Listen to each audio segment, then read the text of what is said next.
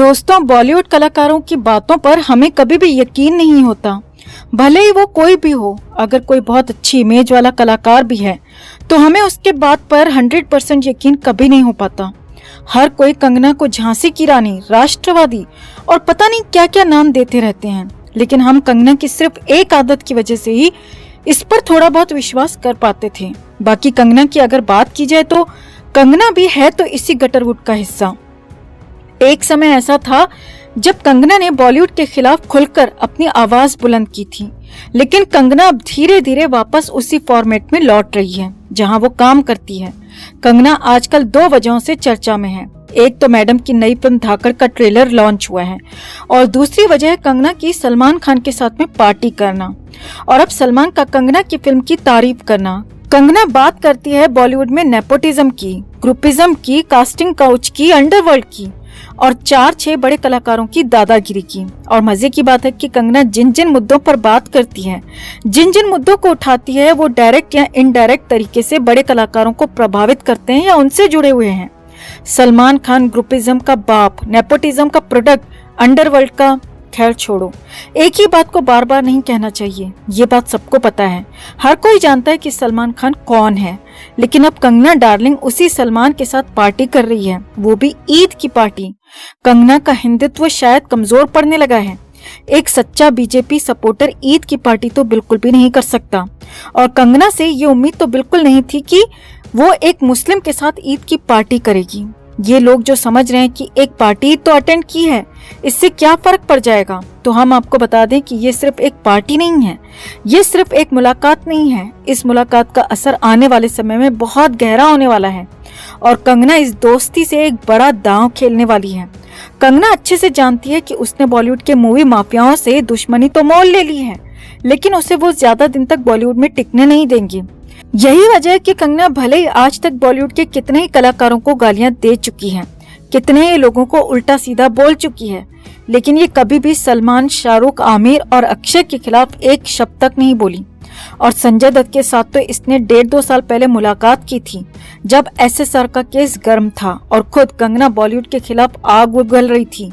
यानी कंगना बॉलीवुड पर अटैक तो करती है, लेकिन अपने लिए उसने एक राह भी बचा रखी है और अब उसी राह पर चलती हुई दिख रही है। कंगना का सलमान की पार्टी में जाना और अब सलमान का कंगना की फिल्म धाकड़ की तारीफ करना, ट्रेलर को शेयर करना काफी कुछ बातें बयां कर रहा है।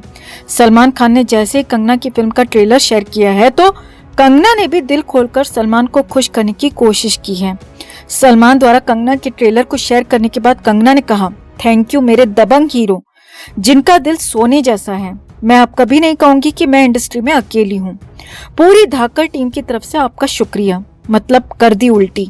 क्या मिला कंगना को लाखों मासूम लोगों की भावनाओं से खेलकर, वो मासूम जो इसे झांसी की रानी, हिंदुत्व की मसीहा, राष्ट्रवादी और देशभक्त बता रहे थे। कंगना हमेशा साबित करती है कि वो कहती कुछ है और करती कुछ है। उसकी जो बातें हैं, उसकी जो एक्टिविटीज हैं, वो कभी भी मैच नहीं करती। अभी हफ्ते भर पहले योगी जी ने कंगना से मुलाकात की थी और अब कंगना सलमान का गुणगान कर रही है। क्या योगी जी इस मौका परस्त कंगना को माफ कर पाएंगे? मोदी जी को इतनी उम्मीदें थी कंगना से, लेकिन इस बेवफा कंगना ने क्या किया, जाके ईद की बिरयानी उड़ा रही है, वो भी सलमान खान की पार्टी में। जितनी बड़ी बेवफा ये कंगना निकली है, उतनी तो सोनम गुप्ता भी बेवफा नहीं थी। लेकिन छोड़ो, कोई हेट नहीं, कोई बुराई नहीं, किसी भी तरह की कोई आलोचना नहीं। बीजेपी की सपोर्टर है तो सब ठीक है, कांग्रेसी होती तो इसे गद्दार घोषित करके पाकिस्तान भेज देते। कंगना की सलमान खान की पार्टी में जाने को लेकर आपकी क्या राय है? कमेंट में आप भी अपनी बात, अपनी राय जरूर रखें।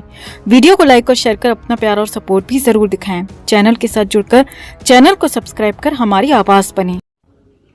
सुशांत सिंह राजपूत की मौत ने हम सबको झंझोड़ के रख दिया है, मगर कुछ लोग जो इस चीज़ में माहिर हैं कि कैसे एक पैरेलल नैरेटिव चलाना है, वो इस तरह से चला रहे हैं कि हाँ, जिनका दिमाग कमज़ोर होता है वो ये डिप्रेशन में आते हैं और सुसाइड वगैरह कमिट करते हैं। जो बंदे ने स्टैनफोर्ड की स्कॉलरशिप, वो रैंक होल्डर है in his entrance for engineering, उसका दिमाग कमज़ोर कैसे हो सकता है? अगर आप देखें उनके कुछ लास्ट पोस्ट, वो क्लियरली कह रहे हैं कि लोगों को बैक कर रहे हैं कि प्लीज़ मेरी फिल्म में देखो, मेरा कोई गॉड फादर नहीं है, मुझे निकाल दिया जाएगा इस इंडस्ट्री से। अपने इंटरव्यू में वो जाहिर कर रहे हैं कि मुझे क्यों नहीं ये इंडस्ट्री अपनाती है, I feel like a left over. तो क्या इसमें इस हादसे की कोई बुनियाद नहीं है?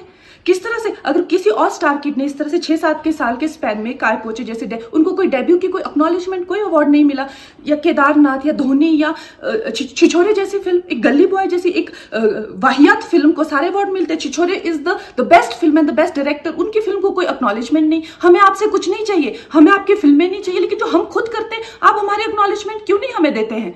मुझे इनकी फिल्में, मैं जो खुद फिल्में डायरेक्ट करती हूँ, उनको सुपरहिट फिल्मों को ये फ्लॉप घोषित करते हैं। मुझ पे 6 केसेस क्यों डाले गए, क्यों मुझे जेल में डालने की कोशिश की गई? और मुझे इनके जो चमचे जर्नलिस्ट हैं, वो सुशांत जैसे लोगों पे जो ब्लाइंड आइटम्स लिखते हैं कि वो साइकोटिक है, न्यूरोटिक है, एडिक्ट है। संजय दत्त की एडिक्शन तो आपको बहुत क्यूट लगती है। वो लोग मुझे मैसेज करते हैं कि तुम्हारा बहुत डिफिकल्ट टाइम है, तुम ऐसा वैसा स्टेप मत उठा लेना। ऐसा क्यों कहते हैं मुझे? ये क्यों मेरे दिमाग में डालना चाहते हैं कि आप सुसाइड कर लीजिए? तो ये सुसाइड थी कि ये प्लान मर्डर था? लेकिन सुशांत की गलती यही है कि वो उनकी बात मान गया। उन्होंने कहा तुम वर्थलेस हो, वो मान गया। उसने he didn't remember what his mother told him. उन्होंने कहा कि तुम्हारा कुछ नहीं होगा, वो मान गया। वो चाहते ही ये है कि वो इतिहास लिखे और ये लिखे कि सुशांत कमजोर दिमाग का था। वो ये नहीं बताएंगे कि क्या सच्चाई क्या है। तो हमें ये डिसाइड करना है कि who will write the history, we will decide that. Sushant Singh Rajput की हत्या के बाद कई चीजें बाहर निकल के आई हैं। कुछ मैंने इंटरव्यूज पढ़े हैं, कुछ डायरेक्टली भी बात की है। तो उनके पिताजी का कहना है कि वो फिल्म इंडस्ट्री में हो रही टेंशन के करके बहुत ज्यादा परेशान थे। अभिषेक कपूर जिन्होंने उन्हें लॉन्च किया, उनके साथ हाल ही में एक फिल्म की है केदारनाथ, उनका कहना है कि it was a systematic dismantling of a fragile mind. Ankita जो उनकी लॉन्ग टर्म पार्टनर रह चुकी है, उनका कहना है कि वो सामाजिक रूप से की गई अपमान और बेइज्जती नहीं सहन कर पाया। तो अब मैं आपको बताऊंगी कि मूवी माफिया ने ना कि सिर्फ उनको बैन किया था, सिस्टमैटिक डिसमेंटलिंग, कैसे कतरा कतरा करके उनका दिमाग तोड़ा गया है, उनको मारा गया है। तो ब्लाइंड आइटम आप इसलिए लिखते हैं क्योंकि आप जब झूठ लिखना होता है, आपको के अगेंस्ट कोई लीगल एक्शन नहीं लिया सकता, क्योंकि आपका तो नाम ही नहीं लिखा। मगर उसकी जो डिस्क्रिप्शन होती है, जैसे मेरे बारे में लिखा जाएगा कि जिस लड़की के घुंघराले बाल हैं, जिसको नेशनल अवार्ड मिला हुआ है, साइकोटिक है, इस तरह से जो कि मनाली से डिस्क्रिप्शन पूरी दी जाएगी, मगर नाम नहीं लिखा जाएगा। 23 अगस्त 2017 को बॉलीवुड लाइफ सुशांत के बारे में लिखता है कि वो जब भी सेक्स करता है तो सिर्फ अपने ही गाने सुनता है, वो सबसे बड़ा नार्सिसिस्ट है। 16 दिसंबर 2016 में मुंबई मिरर लिखता है कि सुशांत एक ट्रक ड्राइवर की तरह लगता है। 22 फरवरी 2019 को मुंबई मिरर लिखता है कि पार्टी में तमाशा करने के बाद सुशांत ने कांच की बोतल एक डायरेक्टर के सर पे दे मारी। 18 अक्टूबर 2018 को डीएनए लिखता है कि सुशांत ने अपने को एक्टर का रेप किया और वो मीटू के चलते अब जेल जा सकता है। और ऐसी न जाने कितने अनगिनत झूठ। और ये जो बुद्धिजीवी जर्नलिस्ट हैं, ये जो चील कौए गिद्ध हैं, जो मूवी माफिया के पाले हुए हैं, ये इसको मेंटल, इमोशनल, साइकोलॉजिकल लिंचिंग को जर्नलिज्म कहते हैं। मेरे बारे में आज तक जो भी कहा गया मैंने कुछ नहीं कहा, लेकिन जब एक स्वतंत्रता सेनानी के खिलाफ गंदगी लिखी गई, मैंने उस जर्नलिस्ट को कॉन्फ्रंट किया। आपको पता है उसी रात 4 सीनियर जर्नलिस्ट ने मेरे खिलाफ एक गिल्ड बनाई। ऐलान किया गया कि इसकी फिल्म को बैन किया जाए, फ्लॉप किया जाए।